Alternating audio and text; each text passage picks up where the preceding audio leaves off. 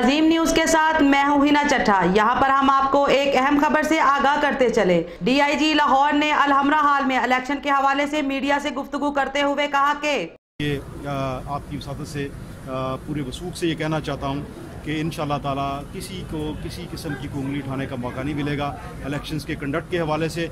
लेकिन शहरियों के साथ में ये अपील ज़रूर करूँगा कि ख़ुद भी ज़िम्मेदारी का मुजाहरा करें, लड़ाई झगड़े से इस्तेमाल करें, क्योंकि किसी भी किस्म की लड़ाई झगड़े के ऊपर सख्त कानूनी कार्रवाई की जाएगी, दहशतगर्दी के मुकदमा दर्ज किए जाएंगे और इस हवाले से वो अपनी कौमी जिम्मेदारी को इस अहम कौमी। डीआईजी ने कहा कि किसी किस्म की उंगली उठाने का मौका नहीं दूंगा, लेकिन शहरियों से अपील करता हूं कि अपनी जिम्मेदारी का ख्याल रखें। किसी किस्म की लड़ाई झगड़े की सूरत में सख्त कानूनी कार्रवाई की जाएगी। देखते रहिए अजीम न्यूज।